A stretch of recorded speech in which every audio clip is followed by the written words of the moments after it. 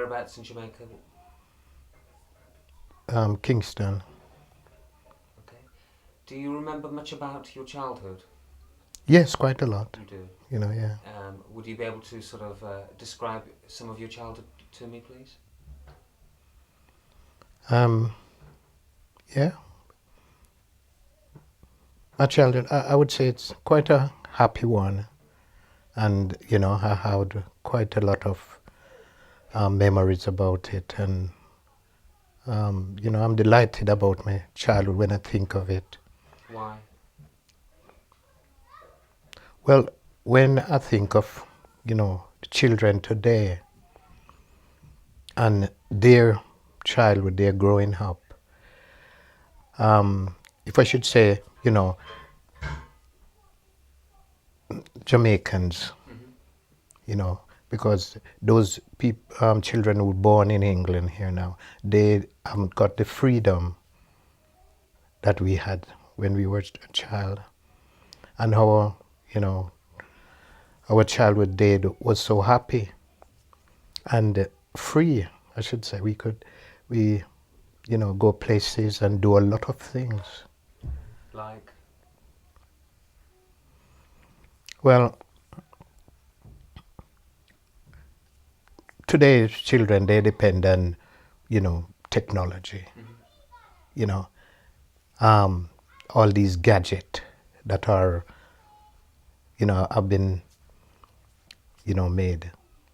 But we used to make things for ourselves, So what, which, we really enjoy. so what you're saying is you were having to be more creative, more thoughtful That's in right. that sense? Yeah. Okay. Because we used to, take for instance, the um, oil, those oil cans, the motor oil cans, we used to use them and make vehicles, buses, trucks, cars, and that's one of the things we used to really love doing. And we do them as much as, just like how they make toys, yes, we make them almost as good as them. So were you a child of with many brothers and sisters, or a few, or No, I had three sisters. sisters? So, Were they older or younger, or where did you fit Um, in? one was older, but I had two younger sisters also. So how many members were there in your household? Did you live with grandparents as Six. well? Just the children and Yes, your the parents? children, mother and father. Yeah. And did you were you involved? Were you with an extended family? I mean, in Jamaica. Oh yes, we had uncles, grandparents, cousins, you know, nieces and nephews. There, we had a lot of extended families, and um, they were, closely knit and very helpful. If anything happened to one, you'd see the crowd of relatives would just come and help. I mean, especially death. Right. When at death, if anybody die in the family, I mean, the crowd of relatives come to, give support. So growing up as a child, how did that make you feel with that extended network? As how did that make you feel? Did that? It give me a happy life. Mm-hmm. You see, make me feel happy. You sort of depend on your family, and you see your family as somebody you can always go to if there's any problem. Right. Okay. Do you remember much about? Could you talk to me about schooling in Jamaica? Your experience of schooling? My school days was a very happy one, I should say as well.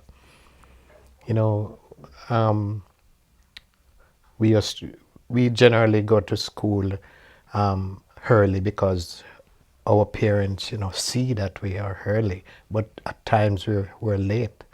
But there's one thing I remember most of all is that you couldn't leave home without a breakfast.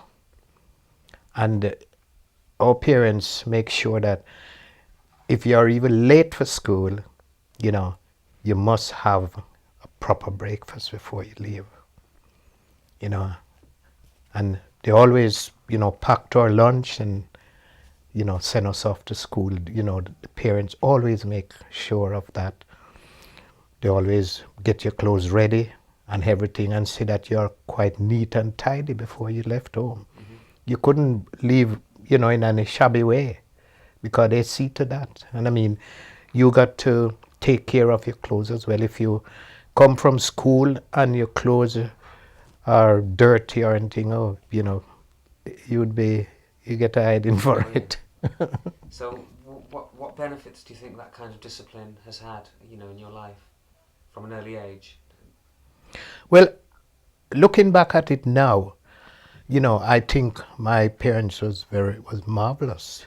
They sort of set a standard, you know, which you use now in your adult life, and it helped you to grow your children, you know, in a better way.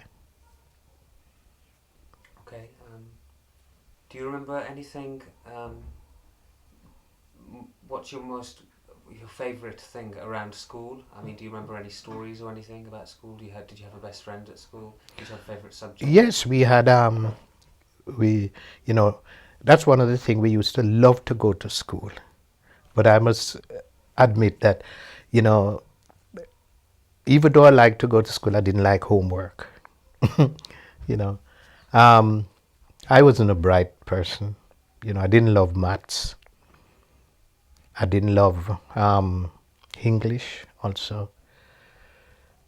But I love when it come to like drawing. I was very good at drawing. I love that. We used to do gardening, Mm-hmm. you know, so when Thursday comes, I look forward for it. We used to do like potteries also, carpenter work and all those things, you know. And you enjoyed those practical things more so Yes, than oh yes, formally. yeah. Um, we had lot of like geography and we do a bit of chemistry. You know, that not much, but a small amount of chemistry used to do. And we do history, we do scripture, you know, religious studies, and all those I enjoy. I didn't like um, what you call it again. It was maths, but it was forgot what they call it now. It's not written math. Okay. You know, you do it in your In your head. in your head. Yeah, Okay. forgot what they call it. But anyway, I didn't like that because we always do that after lunchtime.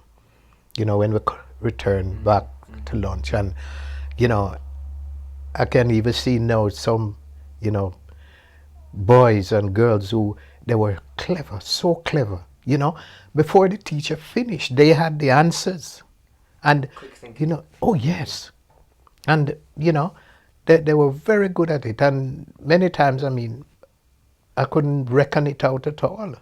You see, it take me a long Mm. time, So you did that know. make you? How did that make you feel in front of your peers in class? I did that. Well, it make me, I don't know if, probably if I say ashamed, it would be too much of a strong word, you know, but it's something like, you know, you wonder how they managed to figure it out so quickly, and it make you feel probably a dunce, I should say, you know. Yeah. But I mean, you know, you just you still get through all your subject, you know. I didn't like when we have inspection. Mm-hmm. Um, that was tied up with your your levels. We didn't have O and A levels at that time, but there was a set time when you do your exam. You know, I didn't like doing Mm-hmm. exam. You know.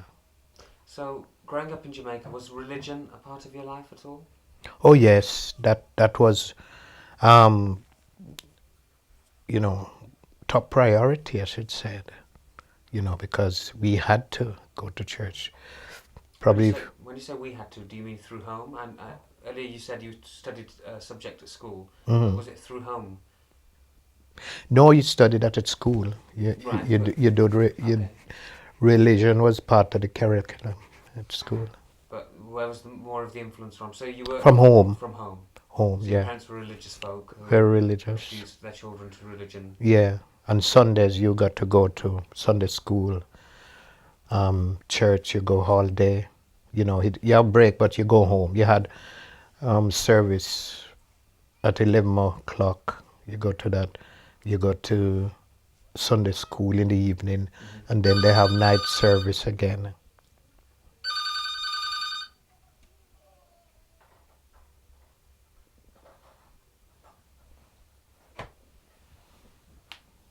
If you'd like to continue from where you were talking about your parents. Mm-hmm.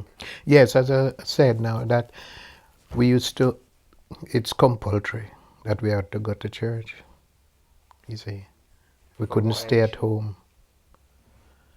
Well, you could put it down that we were actually born in church, and we just go. You when you come to understand, because I could think as far back when I was baby, in nappy probably, when they used to take me to church. Okay, so in a sense, growing up in the church most of your life, coming from a religious background, what does, not so much now, but what did religion mean to you then, growing up in Jamaica as a teenager, in schooling years? How important was it in your life, do you think? Well, from what I learned, it was absolutely important, to know that there's a God, a creator.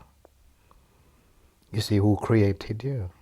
And I remember when my mother urged me to read the Bible, and when I started reading Genesis and all that, it was such an experience to me, reading it for myself, and see what, how the scriptures say in the beginning, how God created and all them things. And, it was, I can't explain, but it was something really new and something that was so outstanding. What sort of age did you read the Bible by yourself? I don't know, probably about, I can't remember, probably about 8 or 9, somewhere about that Fairly time. young, okay. Mm. Would you be able to take me to, if you describe the events that led to your sort of adulthood, maybe prior to you coming to this country, what was going on, what sort of work were you doing?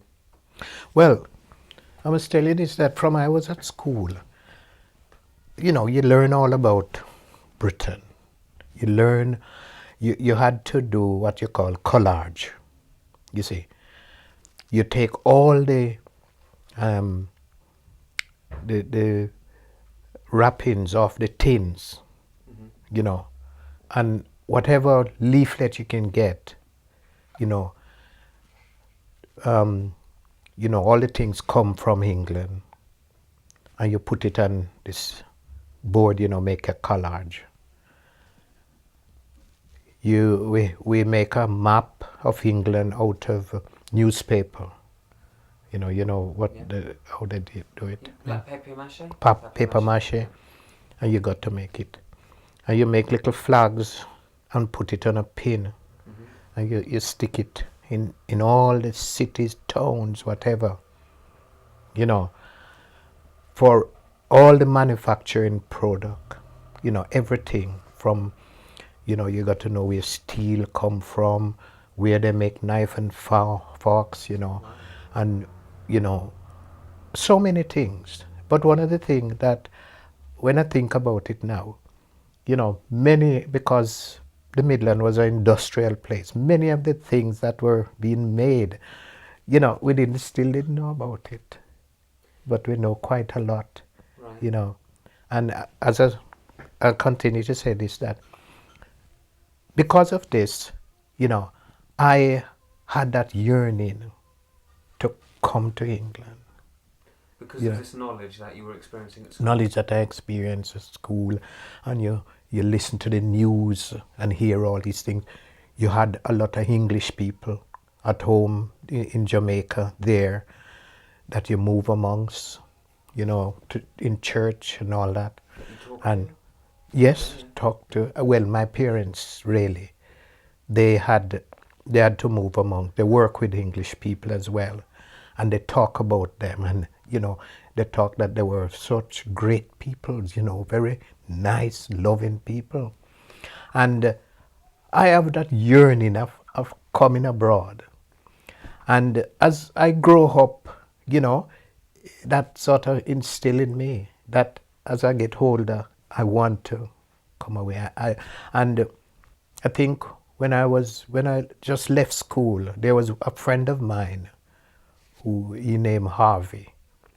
He was working with an Englishman in Jamaica, and he after a time, the Englishman he come back to Britain and take him with him, and you know that make me too more anxious in coming to Britain. You see, when when I heard about the first set of people coming here, I think I was still too young, to go in that batch. I didn't see no way that I could come here. But as the time come, you still have the yearning of coming to Britain there. And I remember one day my father said to me, this coming to Britain start to escalate with people more coming more and more. And one day my father said to me, would you like to go to Britain? And I said, yes,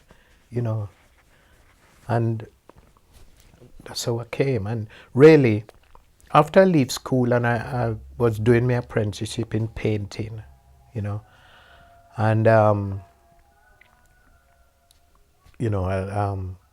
after I think I turned, get in my 20s and all that, I was married very early, 22.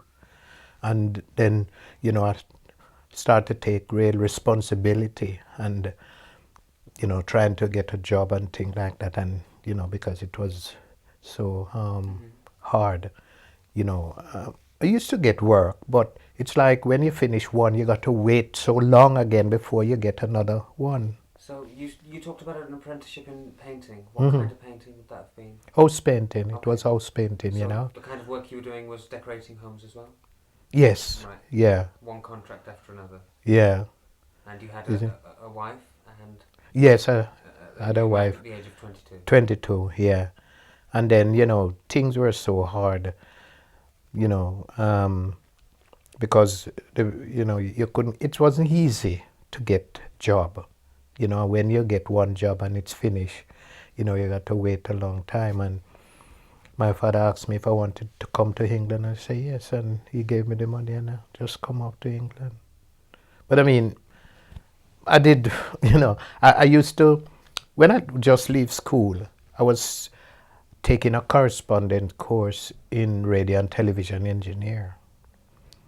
And, continued that for some time. And then, I did an apprenticeship in woodwork, as a cabinet maker. But the place where I was doing it, they, I think, probably financial problem, and they closed down. So, I was left.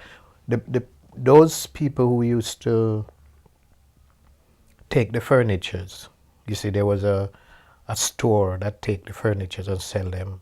I went and worked with them after.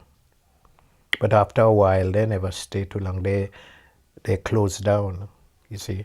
Not because of financial problem, but I think the lady who run that store, she sort of get fed up of the store, and she just closed the business down after, you see, because she was somebody who was very rich, have money, no problem with her, but and she did that to occupy her time. So when it closed down, I was thrown out again.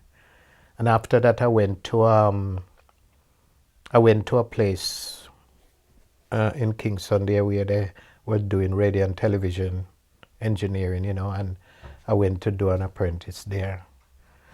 And while I was there, the bloke who owned the place, he decided to come off to England. So I was on the streets again, Okay. you see. But eventually, I did, that's the time I went into painting, and when I did my apprenticeship in painting, and, I was really very good, I think, at that time. And it just at that time I left and come to England. So, making the decision to come to live to England, did you have to say goodbye to many people? Oh yes, all my families and all that, and I mean they had a good send off with me, the night. Friends and relatives and all that come to the home and had a party and. And you were coming by yourself, or were you with? Yes, I came by myself. Okay. You see. How old were you at the time? I think I was 26.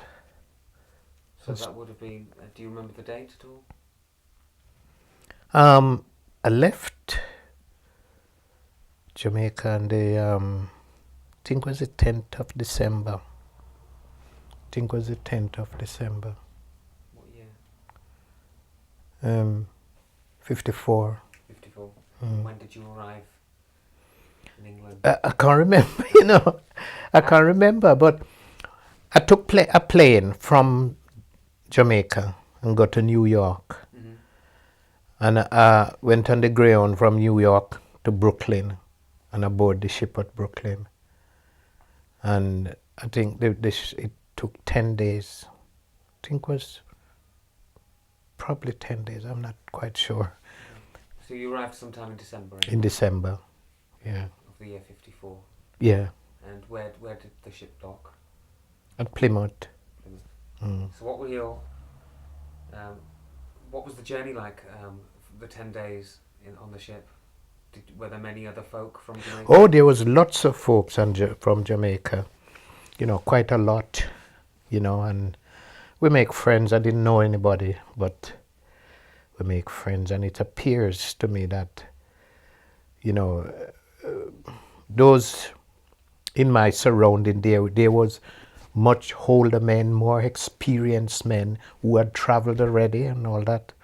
Because many people had gone to the farm work in America. Mm-hmm. You see, and they were quite experienced people, and I didn't have much argument because their argument was much, above me. I couldn't argue with them, because the things that they talk about, because of their experience, I didn't experience all these things, so I couldn't really relate to them, What did you? So when you got to Plymouth, what were your first impressions of England? Well, my first impression was terrible when I see, and I said, "Is it this? It's England." Didn't look. I think Jamaica looked better than it, But I did have a open mind, really. Even traveling on the train, going, coming to Wolverhampton, it didn't impress me, really. What did you see? Well, it's just like it just appears as pure factories and things like that. I expect beautiful houses and all that. I didn't see it. So you expected beautiful houses and other niceties. Nice cities. Presumably to do with the way you were brought up, the vision you had of England. That's right. And what you were confronted with was very different. Yeah. Would you? So you weren't informed about what you were seeing, yeah? No. Okay. No. So, what were you thinking when you were seeing this and the journey to Wolverhampton? Well, I just accepted it, Mm-hmm. as it is, because I'm here, and I just accepted it, you see. And I think even where I live, I remember going to the home when I came off the train and going to the home. And when I step in the house and they showed me and they said, this is where I got to sleep, for the night. I think to myself, I says, is this, you know, is this I leave Jamaica to come to? It was appalling. What was it? I mean, was it the size or was it? Was the house, Yeah. the house in the whole. There were pots and pans there, and bed here and bed there. And, it was disgusting, I should say. So you had a contact to come to in Wolverhampton. Yes. Who was that? It was a good friend of mine who we formed a friendship because of my, I just see him. Well, actually, it was, he used to work with some English people, and I used to pass there, and there was some beautiful mangoes and all that, so I used to ask him for it because he was a gardener there, and that's how we became friends. And we start to, as you call it, hang out together and go to the movies together and all that, and in the night we always go up there, and we always just sit and chat together and go places. And then he told me that his uncle was here, and his uncle is sending for him, and he's coming here. You see, so when he came here, he wrote to me and told me that the money was good, how much he's getting and all that, and he said to come to Wolverhampton, so just at that time, my father asked me, he didn't know nothing about this anyway, but it's like everybody was going to England, and he'd think, if I wanted to go, he would send me. So just at the time he sent me, so I wrote my friend here, and he gave me all the information, and then I just come straight here. So he was the contact you had to visit in Wolverhampton. Yeah. And your first impressions of the place you had to spend the night was disgusting because of the cramped conditions and so forth. Yeah. So from there, how did you move on from there in Wolverhampton? How did you settle? Well, that was just a night because I came here, I slept there. Because he had another uncle who just bought a house. So that house, that's where I would stop. So the next morning he took me there. Do you remember where the house was? Yes, at Penfields. The house that I slept the night was on Penn. In Penn, okay. You see, in Penn. And then I leave from there to Penfields. And that's the house I stayed for a good while. I think a couple of years stayed there. So what did you do about finding work when you came to Wolverhampton? Well, I used to go to the it was the they didn't call it job center. Labor, they used to call it labor. Right. You had to go to labor. So when everybody comes, they say, we got to go to labor. And they give you some money, and they send you off to get a job. You see, they give you a bit of paper that you go in and tell you the direction and all that. So that's what I did. I went and go all about to look for a job, but couldn't get any. What kinds of jobs were you looking for? Anything. Okay. There was nothing specific, General. So yeah. Why couldn't you find one, do you think? I think perhaps it's because you weren't qualified for the job. There were lots of jobs, but they weren't professional, who know about machinery and all that. You see. In some, they would be willing to, they learn teacher, you see. But the job that I get, there was somebody who took that job, was in that job, and he got another job. So he put me onto the foreman there, and that's how I get that job. And it was C&B Smith. It was where they make car parts and things, a foundry And was job. this in Wolverhampton? Yeah. It was nearby where I live as well.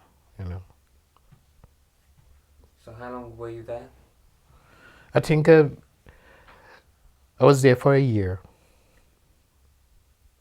I think probably just about a year and stay there. So what about other aspects of your life in terms of, living? What about relationships, social life, those sorts of things? I mean, what did you do for entertainment with your friends, or? Well, there was not much social life, really. Um, I went to one church that was nearby, to socialize, you know. Um, I think probably that's the only thing, because since you were so new in the country, you uh, got to give yourself time so that you can get used to, the way of life and places that you could go and all that. Although there were um, those people who are here a long time know quite a lot about it, but it isn't the places you want to go. But afterward, I start to sort of launch out, and we used to go to like, you know, these places. They have. I remember Pop Collins. They used to talk about Pop Collins, where they bring all these attractions and all that. Pop Collins attractions like what? Like, you, Like they used to have these, what they call the wall of death, right? that they ride motorbikes on this wall around. They have these, just like these fun fairs, Okay, all those things okay. in the fun fair. But it was mobile. It was mobile because they bring it for a certain amount of weeks, and then they close it up and move on somewhere else. And it's like every other day they used to come like to Wolverhampton, so we used to love to go to those things because it was very enjoyable. When you say we, who's we? Well, all those who were in the house, the friends that was there, those who you make friends Right. with there. How many people were there in your household that you lived in? There were a lot of people. um,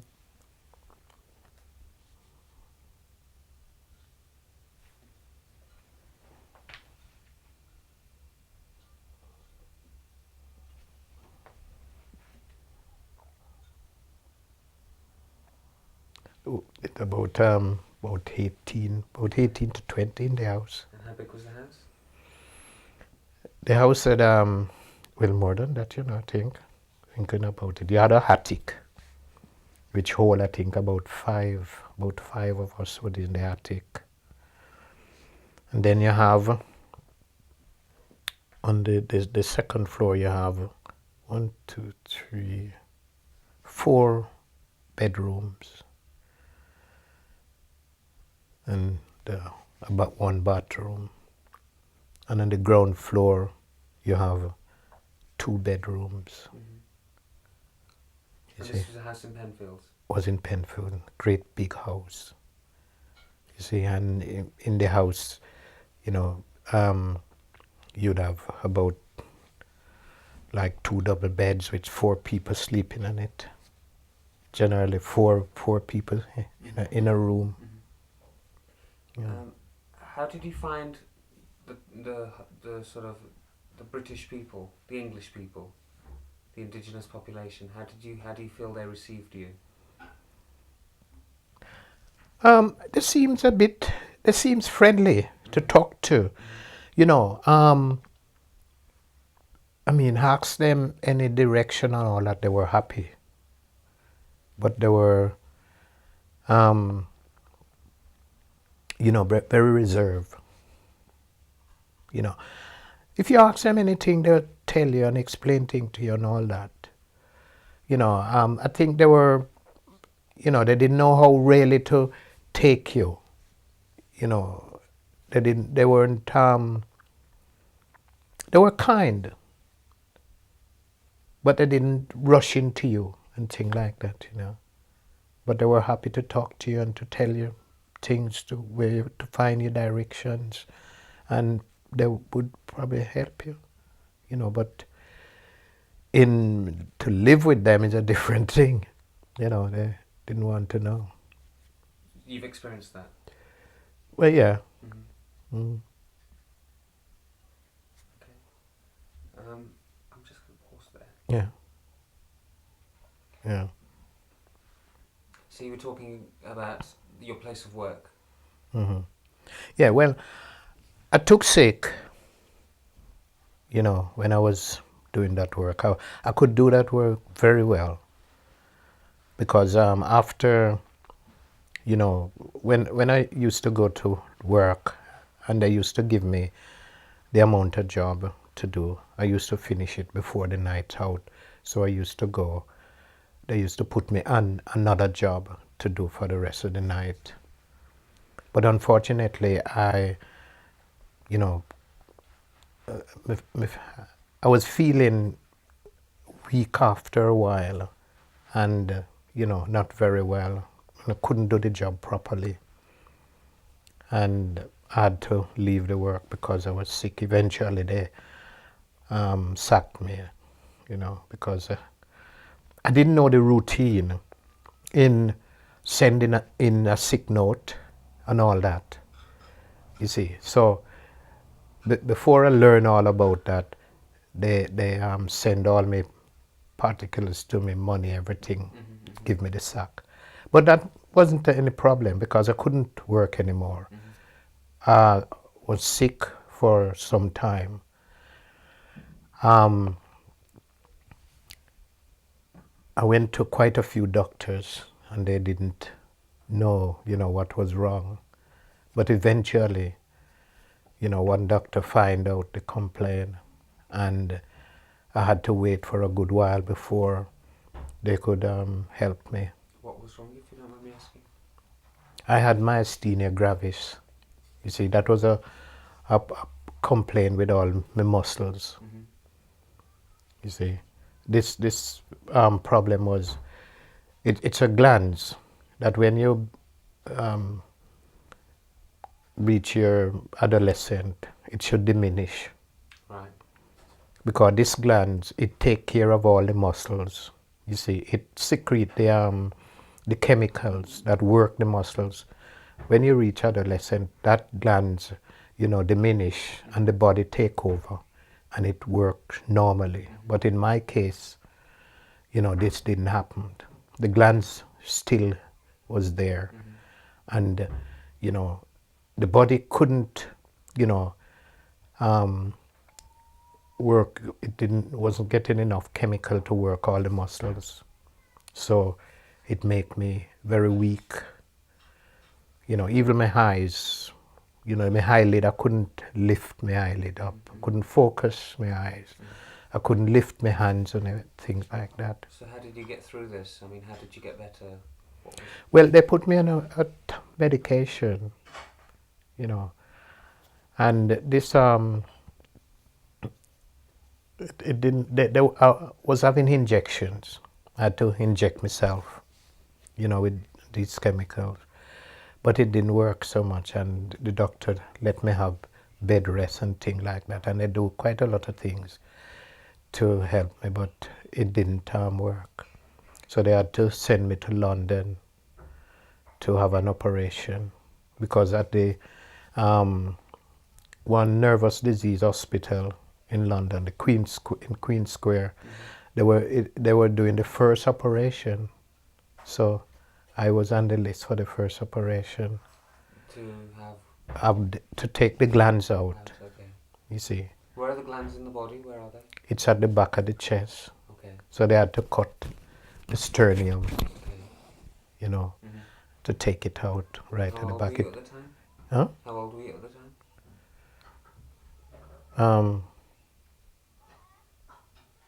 I think about 28, around 28, you know. It's fairly young, yeah. Yeah, around that time. So, in relation to other aspects of your life, how else? I mean, what happened to your wife that you were married to back in Jamaica at the age of 22? Well, she came here after a year. She came to this country, Mhm. you know, and she had a job, you know. And then we had, in the meantime, we had one child here, but we had two in Jamaica, and then we sent for those eventually. Mhm. You know, after a while, we sent for those children. Where were you living with your wife and your children? Well, we moved from Penfields and went to Castlecroft, and we lived there with just the one child. Mhm. And we lived there for a good period of time, you know. I was still ill. I couldn't go to work. You see, I been to London and have the operation. I stayed there for a good while, and then they sent me home, and I was at Castlecroft. You know, she used to go to work. I used to stay home. How was that? Was that a strain at all? I mean, the fact that you were sick Yeah, and yeah, it was. on the whole family, or just your wife, or how was it a strain? Well, she was pregnant at the time Mhm. as well. You see, and she was going to work. I had to come home and do all the cooking and things like that. Did You you know. get any other help from friends, maybe family, other family in Wolverhampton? Well, those who we live there with, Right.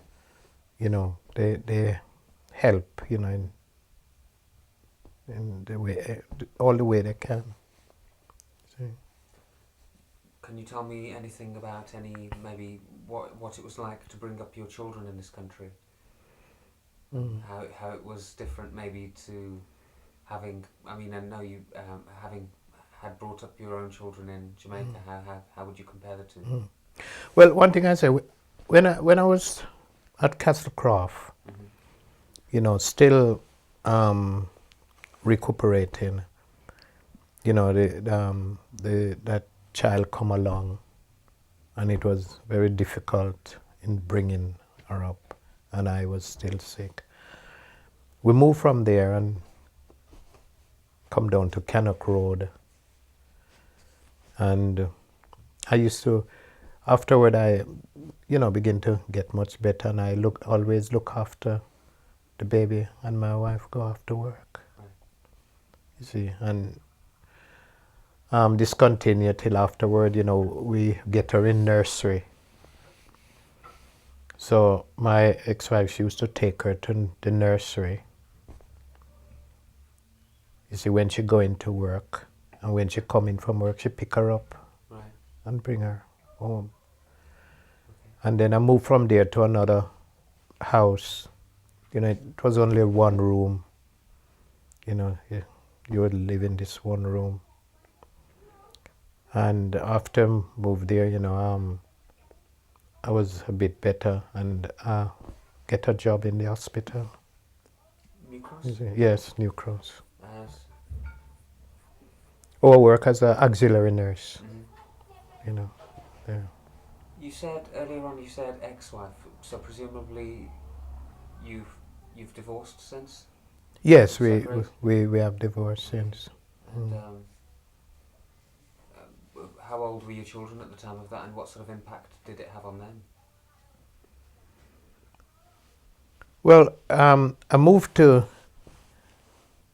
Goodyear Avenue, you know, with a one child, because after a while the council give us a house, you know, And then we send off for those two at home. Mhm.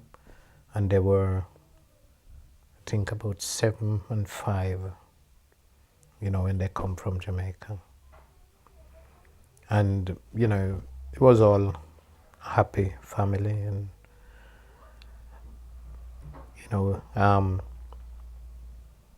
we used to work opposite shift so that we can look after the children. Uh-huh. And then afterward, we sent for the grandmother. Right. And the grandmother, she came, and was help looking after. But it didn't last long. The grandmother wanted to go and get a job. And she moved out. And then, You say the- grandmother, was this the children's mother's mother? Or? yeah, Okay. children mother's mother. And then the marriage started to get rocky. Mhm. We began to have problems, And I think the way I see it is because of, both parties working and appear to become very independent, so. And we carry on until it actually break. So when would that have been? Think about around 64, 65, around that. And what happened after that? I mean, did your wife She stay walked with the out. children? No, she walked out. She went out Okay. and went and lived with somebody else, and I had to bring the 3 children up on my own. See, which was So working very father. difficult. Yeah, Where did you get support from to do this? no support at all. No. More sort of maybe friends? Any support from friends? Well, I had a sister who used to help, Mm-hmm. As much as she can. But I didn't get support from nobody. So beyond that, I mean, how have you been able to keep religion active in this country? Well, it actually sort of faded because, when I came to the country, I didn't see the religion that was here. It just appears that they didn't accept you in the church. How can you describe how? Mhm. Well, they didn't. You weren't so welcome. I didn't have any bad experience with that, really. But from what I heard, I remember one person telling me that the vicar said to them they mustn't come back to the church. Mm-hmm. But I didn't have that experience. From those churches that I've been to, it was white church. They seemed to accept me, But it's afterward I found, a church that they were all black. I was going there and I went there and I felt quite happy, really, And I continue that way. And is that the same church you belong to now? No, What was no. that? What was that church? It was a Church of God, Mm-hmm. Church of God of Prophecy. In whereabouts is that in Wolverhampton? It used to be at the YMCA, which was on Stafford Road, Mm-hmm. you see. And then they moved from there and go below,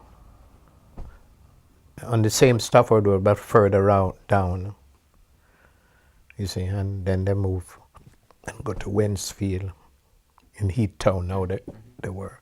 Right.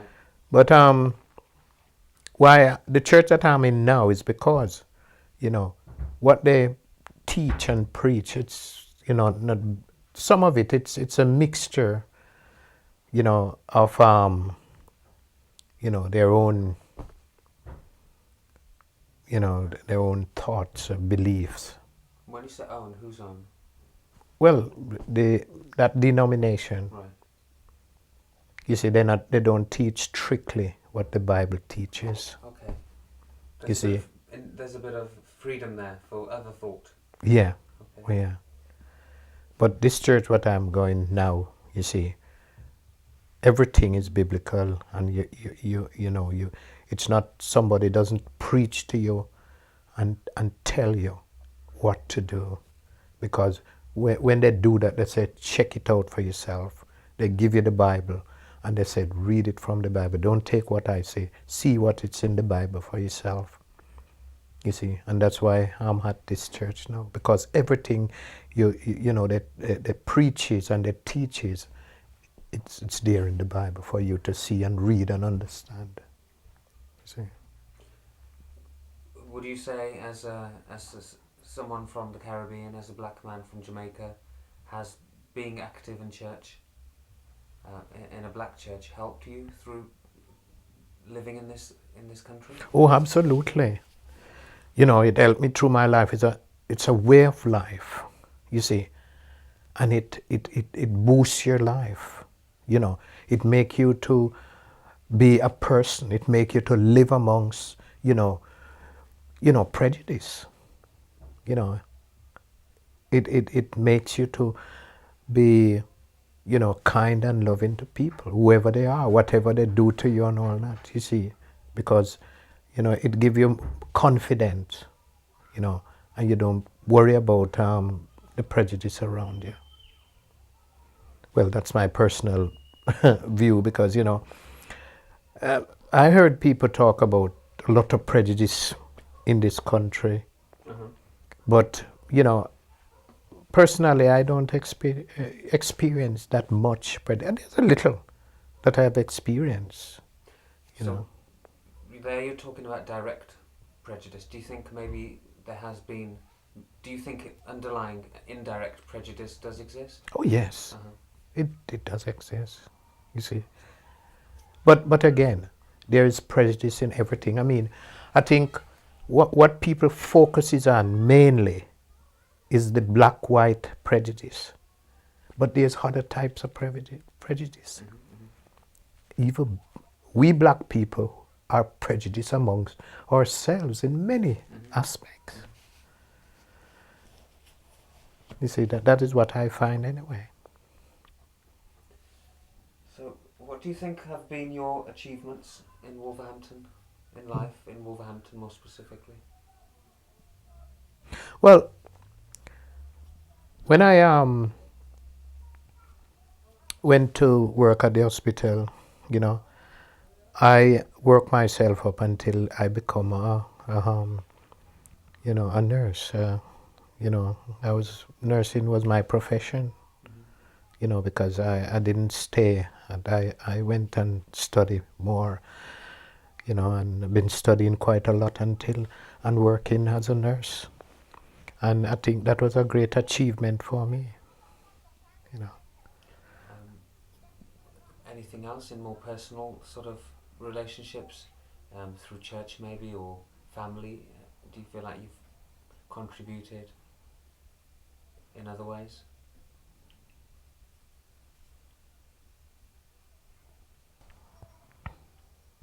Yeah, in what ways do you think, in other ways, do you think you've contributed to life in Wolverhampton?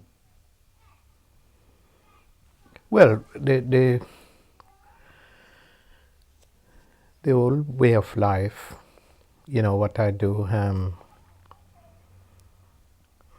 in just being, in just living here, you see, in every way. I mean, by being a citizen. And do you feel like a citizen?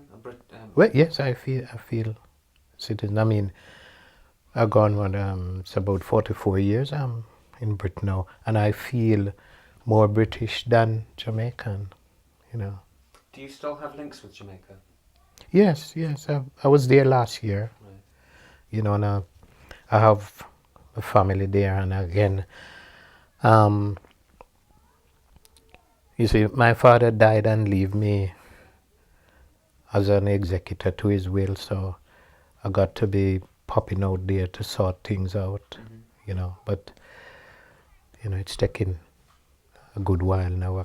It's not completely sorted out. I was thought I would go this year again, to finish, sort it out, but the lawyer is still holding it up. So just wait and see, when it's finished. What do you predict for the future? What do you think, how will the future shape up in relation to the way people live, maybe, the kind of town Wolverhampton is, the different types of people that live there? Well, Wolverhampton has changed, such a lot. It's far different from the town that I've known since I come to Wolverhampton here. And I can't say whether it's for better or for worse, but probably better. It's better. I should say that it's great improvement have been made here. And, yours appears to be accepted much more, as a part of Wolverhampton,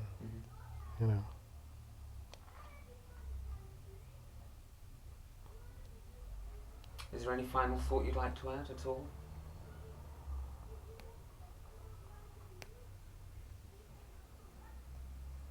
Well, one other thing I would say, I would like to,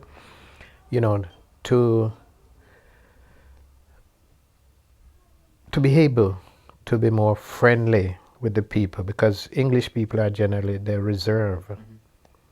They are not friendly. If you should invite them in your house, they're scared to come. You see, I'm not like the neighborhood. I can say the neighborhood, they are friendly towards you. When you meet them on the street, when you have a chat to them as neighbors and all that, and they're kind, helpful. But to come in your house, they don't want to know, Very few, it's only one person on the street that I see will come in your house and so, but neighbors just stay away, they don't want to know. So they fear, maybe. There's a fear there. Probably it's fear, yes, fear more than anything. But